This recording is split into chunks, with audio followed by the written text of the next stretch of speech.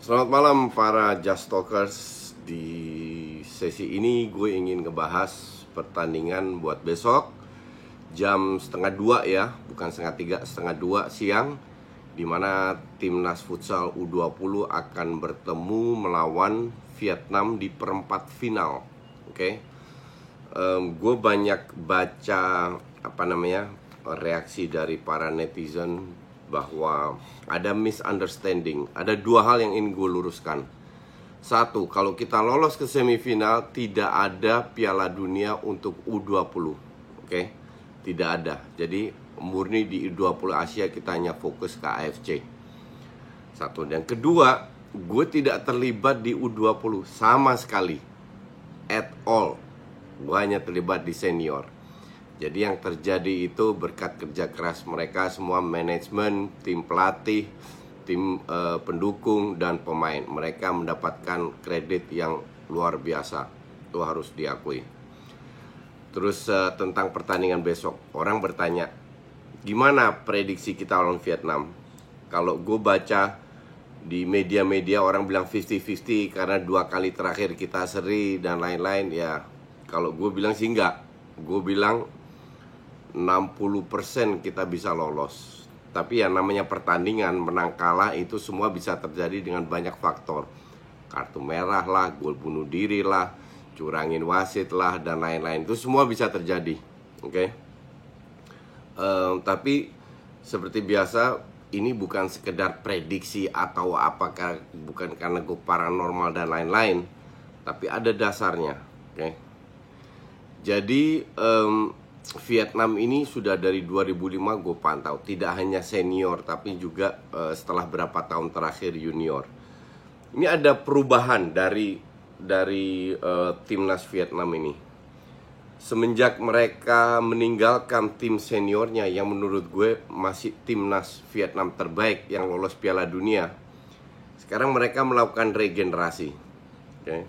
2 tahun lalu gue lihat kita bermain seri, tapi menurut gue timnas U20 2 tahun lalu itu tidak sekuat timnas U20 sekarang. Yang 2 tahun lalu lebih mengandalkan skill individu, lebih menonjol lah dari sisi skill 1-2 pemain. Salah satu Xiaogi, Runtuh Boy. Tapi dengan timnas ini benar-benar merata. Kalau kita lihat Sanjaya cetak 3 gol lawan Taiwan, lawan Irak nggak cetak gol sama sekali. Tapi ada orang lain yang cetak gol. Dan gue melihat tim ini dari sisi internal, dari cerita yang gue dengar, bukan dari Kensuke dan dari pemain ya, tapi di luar mereka, ini tim ini sangat kondusif. Sangat kondusif dan ini sangat penting sekali untuk sebuah tim yang akan bertanding. Secara internal mereka kondusif. Oke. Terus kedua, kita lihat mentalnya seperti apa. Karena kalau kita sudah bicara sistem gugur, 75% ini mental yang berbicara. Kita lihat pada saat mereka bermain kualifikasi, terus uji coba di Taiwan, di Thailand, dan terakhir uji coba kalah lawan klub Iran, juara Asia, wajar. Terus 2 match yang mereka lakukan lawan Irak dan Taiwan, di situ gue melihat mental pemain ini berkembang. Ya, mental pemain ini berkembang. Di mana mereka digempur atau tertinggal atau di high press, tetap tidak panik. Paniknya itu cuman sekejap lah. Memang gue akui bahwa tim ini tidak konsisten. Kalau kita melihat babak pertama, babak kedua lawan Taiwan, beda bumi dan langit. Begitu juga babak pertama dan babak kedua lawan Irak, sangat berbeda, 180 derajat. But that's okay. Karena kalau kita bermain dalam sebuah turnamen, dan kita lihat Yunani yang pernah juara Eropa, Portugal yang juara, itu juga bukan pemain yang hebat semua kan, tapi mereka bisa menjadi juara Eropa. Bahkan tim Prancis yang isinya bintang semua mainnya kayak tim mediocre, tetap juara dunia. Jadi untuk menjadi juara atau memenangkan sebuah pertandingan ini butuh lebih banyak dari hanya sekedar skill atau apa. Nah, gue lihat di tim ini tidak ada satu pemain yang benar-benar menonjol, tapi lebih merata, bekerja keras semua. Semua punya kontribusi, which is good. Karena kekuatan kita memang di situ. Nah, gue melihat secara mental tim ini udah sangat kuat. Kuat dalam arti berkembang. Gue bandingkan pada saat mereka uji coba beberapa kali sama masuk ke turnamen, mereka membuktikan di segala sisi pun mereka bisa bangkit, tidak cepat ngedrop, tetap fighting spirit tinggi. Dan ini modal yang sangat penting kalau kita bicara dalam sistem gugur. Kedua, kekompakan bermain. Strategi yang diterapkan oleh Ken itu sudah benar. Kenapa benar? Benar dalam arti strateginya cocok sesuai dengan kapasitas pemain. Kalau gue bandingkan dengan AFF, karena semenjak gue diminta jadi dirtek untuk senior, gue evaluasi perkembangan timnas senior maupun U20, dan lawan Irak di babak pertama, itulah yang diinginkan oleh Ken, itulah yang diinginkan oleh gue, itulah yang diinginkan oleh banyak orang, karena kita bermain sesuai dengan kapasitas pemain kita yang ada di Indonesia. Dan itu berjalan nyaris sempurna. Di situ Irak bener-bener stres, tertekan, diobok-obok. At least kalau seandainya skor 4-0 itu udah sangat wajar. Oke? Nah, tren ini harus diteruskan. Soal performa, kalau kita bandingkan lawan Taiwan dan Irak, kita meningkat. Walaupun ada perubahan dari babak 1 dan babak 2, tapi performanya itu meningkat. Dan semoga lawan Vietnam lebih meningkat lagi. Terus, dengan tidak adanya pemain bintang, lawan sulit mengantisipasi siapa yang hari ini cetak gol. Apakah mereka dengan skill individu, apakah mereka dengan counter, apakah mereka dengan set play.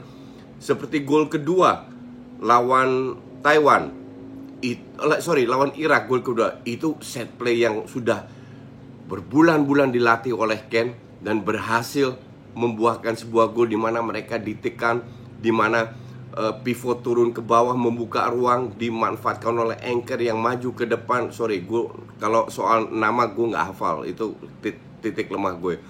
Tapi di situ lahirlah gol kedua. Ini gol yang untuk gue luar biasa, dan semoga gol-gol seperti ini lebih sering terjadi. Jadi kekompakan itu sudah kelihatan, oke? Dari faktor-faktor ini gue bilang, ya kita bisa menang. Di atas kertas kita lebih unggul, dari segala segi kita unggul. Oke, maka dari itu gue bilang 60% untuk kita, 40% untuk Vietnam. Sekali lagi ini bukan paranormal atau prediksi, karena semua pertandingan dalam sebuah pertandingan semua bisa terjadi. Oke. Soal Vietnam itu semenjak dipegang Rodrigo dan di bawahnya, gue melihat lebih fokus ke set play. Set playnya bagus. Dan Vietnam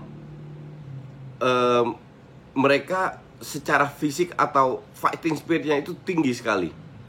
Tapi satu hal yang mereka tidak miliki, yang kita miliki atau kita lebih bagus daripada mereka, itu imajinasi. Visi bermain kita jauh lebih bagus. Mereka bermain ibarat robot lah, sangat gampang diantisipasi. Tapi jangan juga meremehkan. Oke, jangan seolah-olah bahwa walaupun set play mereka pun juga sangat bisa ditebak, jangan meremehkan Vietnam. Cuman kalau kita bandingkan dari sisi visi, dari sisi kreativitas, dari sisi imajinasi, kita jauh lebih unggul. Berdasarkan itu, berdasarkan beberapa faktor dengan Vietnam yang gue lihat 2 tahun yang lalu dengan timnas Vietnam senior, nggak jauh berbeda. Gaya mereka bermain Spartan, fighting spirit tinggi. Mereka akan mendapatkan banyak kartu kuning, dan kemungkinan besar kita akan mendapatkan penalti ke-6. Jangan kaget kalau kita akan mendapatkan free kick 10 meter, dan ini kita harus bisa manfaatkan. Provokasi lah, memancing, tapi dengan cara yang sportif ya. Kalau kita dari sisi itu bisa membuktikan bermain lepas, ikutin semua yang diinginkan oleh Kensuke, gue yakin kita bisa lolos ke semifinal. Tapi sekali lagi, semoga mereka semua dalam kondisi fit. Gue yakin manajemen juga sangat mendukung, semua mendukung. Tidak usah sombong, tetap low profile, fight aja. Jangan beranggapan, nggak usah mikir semifinal lawannya siapa, bla bla bla, enggak. Fokus ke satu pertandingan, fokus ke besok lawan Vietnam, berikan segalanya, dan dengan sedikit keberuntungan pasti kalian bisa lolos. Karena keberuntungan hanya diberikan oleh ke pemain yang berusaha. Oke, good luck.